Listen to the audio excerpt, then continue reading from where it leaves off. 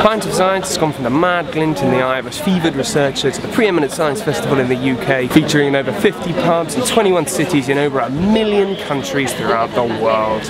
And now, I have taken my pick at the festival in London, and I've gone to talk to the scientists themselves about how they got into science, where they think science is going, and most importantly, what it's like talking to a load of people in a pub about science.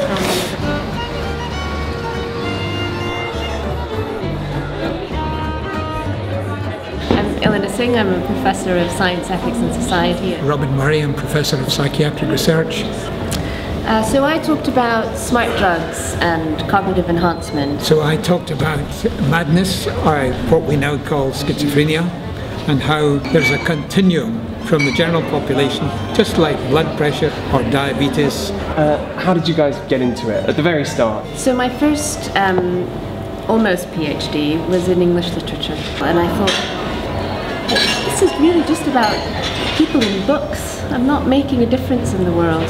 I have a very varied path to what I do now. I was a junior physician in Glasgow, and every 2 or 3 times a week we would go to the pub, and your status in the pub depended on, could you play golf? And I hated golf. Could you talk about your latest sexual exploits? And I was a bit shy. Or could you do research? So.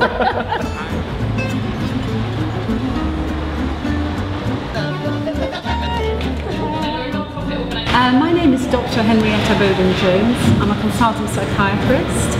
I'm Leith Hughes. I'm a psychiatrist and also a professor at Imperial College. The talk is a very friendly and fun introduction to internet addiction. The talk is really saying that addiction is not just a moral weakness or anything. There is changes in the brain. So what made you decide that you wanted to go that route? Right. So I'd already done my university degree in medicine. I'd already done all my psychiatry training and my membership exams, but I had always been interested in the brain. There was a full-time research fellowship, which I thought would be rather fun. No, I had a slightly odd route in that I went to medical school but didn't want to be a doctor. And when I got offered a chance to do a PhD, I took it instead of doing my clinical training. Now it looks like I was destined to do what I'm doing, but I never had it as a game plan to start with. I failed to get into medical school first time out.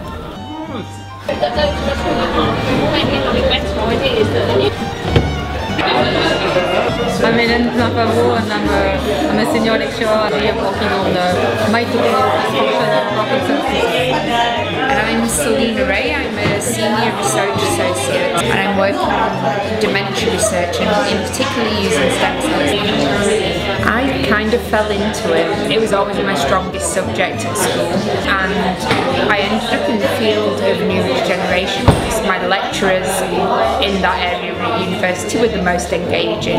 Yeah, it's textbook. I've always been more scientific in my head. Yeah, I really see it as a puzzle. It's so rewarding, I think, when you find one missing piece, and that's what I like into science. So what's the best bit? I think it's when you find that the dogma is wrong. It's also quite frightening though, isn't it? When So that's you the make best that bit. kind of discovery.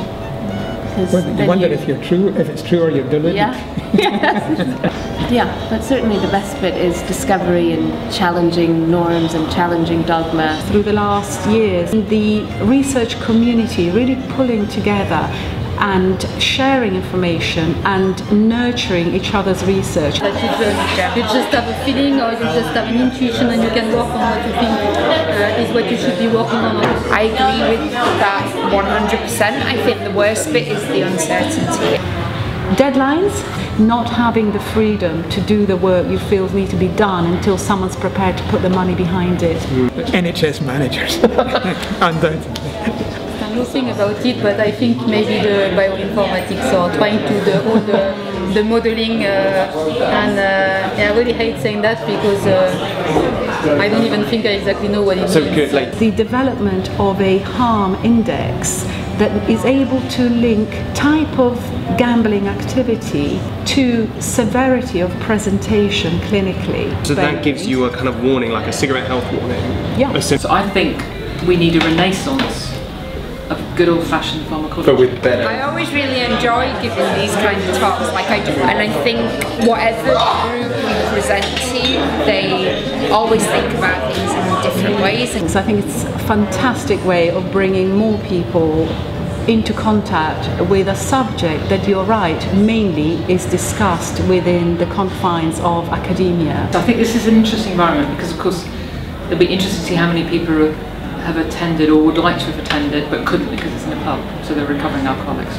I must have given 1 million lectures in lecture theatres, but I've never given one in a pub before. It was very good, actually, that time. Yeah, no, I think this kind of public engagement is fantastic, and I think this venue is particularly good. What was the best bit? Yeah, it was all fantastic. I don't know. God, that's a tricky question. But I really did enjoy the talk, and I think it's so great that it's such a relaxed environment.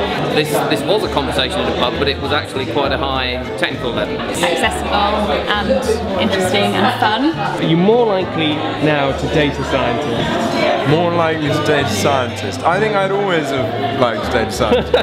Yes, I would. It's been fascinating, it has been absorbing, and to be honest, I am absolutely shattered. So I'm going to go home, lie down with my face on my pillow, and ruminate about what I've just heard. Goodbye.